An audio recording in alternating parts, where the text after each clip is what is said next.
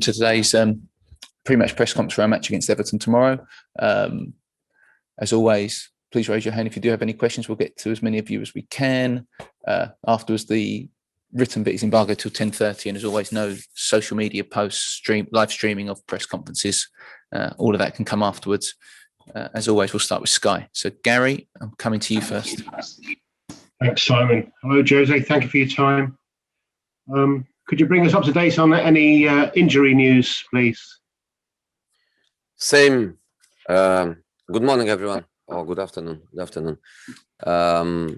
Same. Doherty, Davies out. Let's say first team players, everything the same.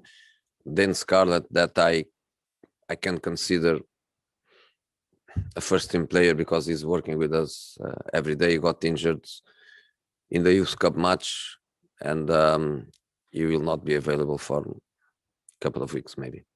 Okay, I'm going to have to unmute you after every answer because there's a bit of feedback here. So you have to unmute yourself again now. Okay, perfect. Jose, I hope you don't mind me asking, how's Sonny? Because he got a bit of social media abuse at the weekend. I think it's okay. He's loved. He's loved here. He's loved at home. I believe he got the support that he needed here and at home. So I think he's fine. Do you feel that comments made by people, pundits included, about the way he went down added to it, made it worse? The social media abuse provoked people to abuse him? Can you repeat, please? Do you think the words of some after the match, including pundits, criticising the way he went down from being hit in the face, did that provoke people on social media to increase the abuse against him? Prefer not to comment. I'm sorry, Gary. I'm sorry. I prefer not to comment. Big 9 days coming up. Nice to get it underway with a good result at Goodison. Yeah, but independent of the result at Goodison and the result against Southampton, as you say, big 9 days, and the 9 days are going to end with the cup final, which of course for all of us is going to be an important moment. So we are not depending on the Goodison result to go to that final with the best spirit, with the best feelings. But in this moment, the final is still a bit I'm sorry, is still a little bit far. And of course, the Goodison match is very important. The distance between the two teams is very, very short. Of course, they have one match in hand in relation to us, but the distance is very, very short. They have similar objectives than us. They are going to fight with us and with other clubs to try the best possible position and see if we and them can get an European position. So it's an important match tomorrow. So we need to separate the waters. We need to say the cup final is important, but it's not the match tomorrow. And we need to focus totally on a very difficult match. I know you've got a lot on your plate. I've been asked to ask you by my bosses, so I better do it. The players' unions, internationally and domestically, are asking for these new concussion substitutes to not be permanent, but to be temporary. So the player is more likely to agree to come off to be assessed because he knows he can go back on if everything's all right. Do you have any view on that in this busy time or not at the moment?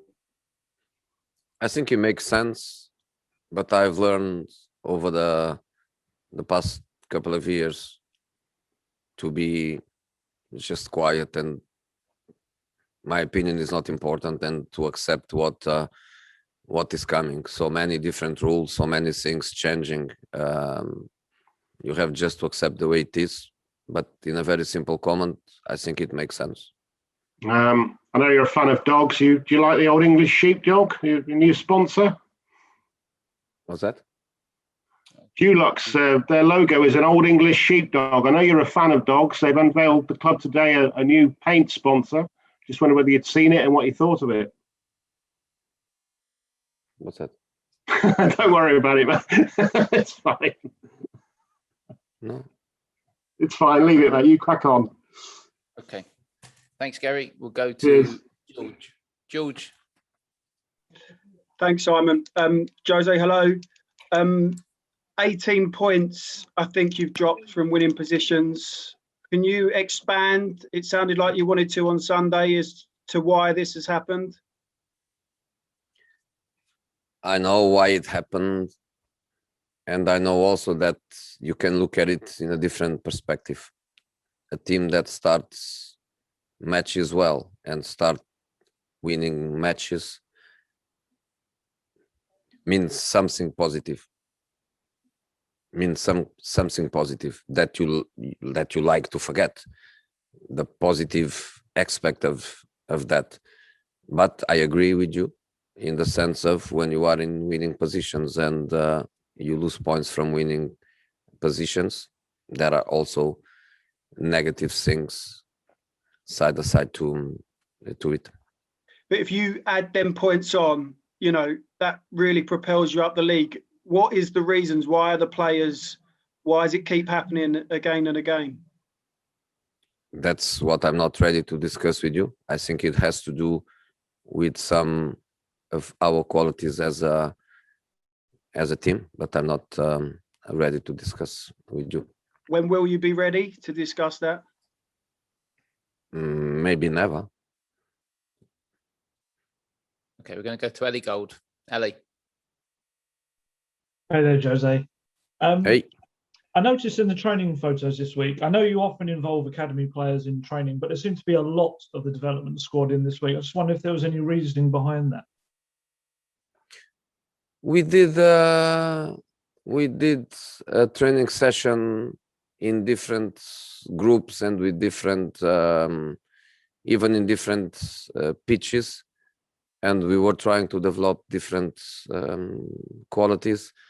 And to do that, we separate our players in different groups, and we need some young players to come and to help us on developing that training session. At the same time, it's not just about using them to try to develop our qualities, because every time they come to us is also a very positive experience for them. So the academy boss, Dean, is always very, very open. He likes to help us. He knows that we also help him, helping in the development of their players. So it was just a day that was good for us because they helped us, and was good for them because we helped them. But as I was saying in the first Gary question, we have 20 players available. Out of 22, we have 20 players available. It's not a question of injuries or not enough players or taking these young players to the next match. No, is not about that at all.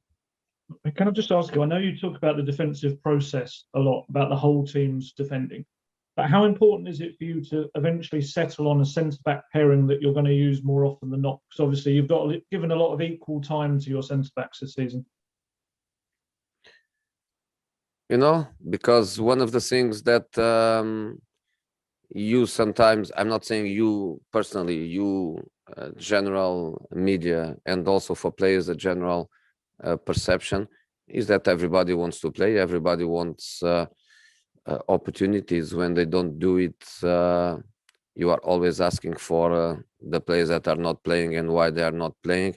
So you can look at it in a different perspective. You can say, should play always the same two, or you can say it's fair that kind of rotation that gives opportunities equally to everybody.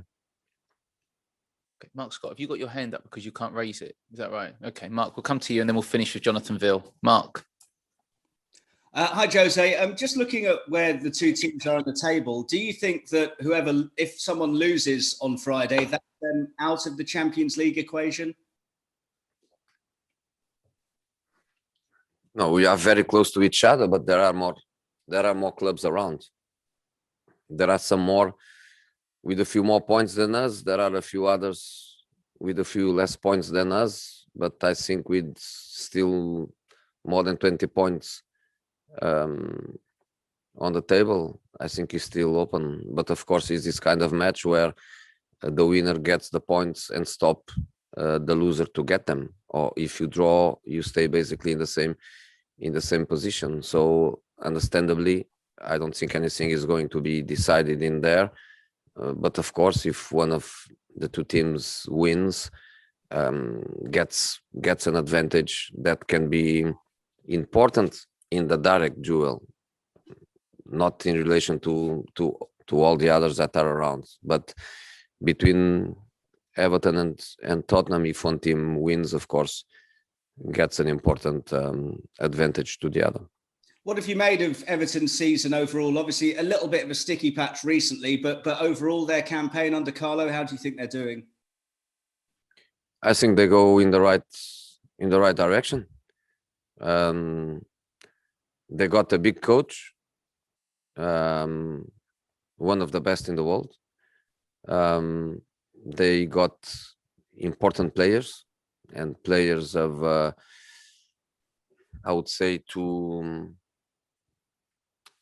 directions. I don't know how to explain, but they get, for example, a player coming from Real Madrid, a player coming from Barcelona, or two from Barcelona in the case, and at the same time they get the young guy that comes from Norwich. People from different not directions, Backgrounds, different formations, or but they have a very good squad, and I think this is just the beginning for them. I believe that with Carlo, quality, experience, the work, the squad improving, I think this is just the beginning for them.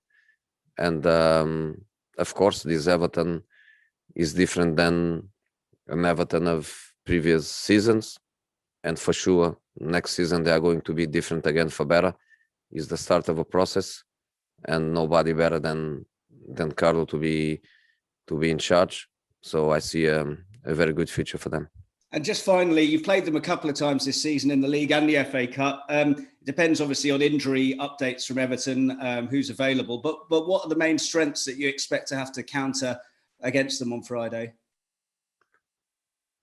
They have everything, as I was saying, starting with a good coach. They didn't play Europe this season. They had complete weeks to work and to develop things. They can play in different systems. During the season, you can see how many different systems they played. They have talent in attack. They have quality in midfield. They have physicality behind. They can play with a back five. They can play with a back four. They have tactical culture. They are a team that you can see plenty of time to work and to develop. So they are a very good combination and a very good team. Okay, Jonathan Ville to finish. Hi, Jose. We saw Matt Doherty in training pictures yesterday. Is he quite close to a return? And also, how long do you think Ben Davies will be out for? It's risky to say. Matt Doherty did the warm-up with us. So if you saw Matt on pictures, he did the warm-up with the group and then immediately went to sport science for individual work. So it's not like he's ready for tomorrow. He's not ready for tomorrow. But he's coming. Ben Davies not even close to that. But I would say after 51 matches or so,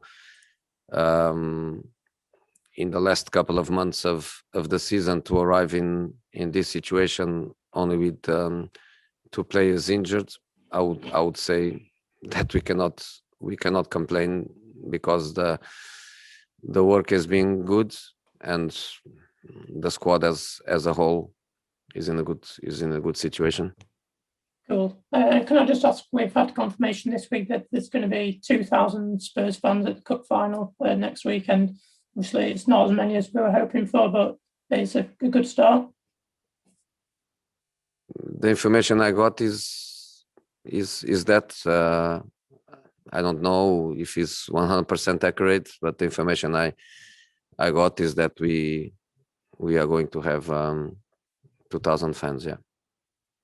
Okay, we'll move on to the written section now, which is embargo till 10:30 this evening. Please raise your hand and we'll come to as many of you as we can in the period we've got.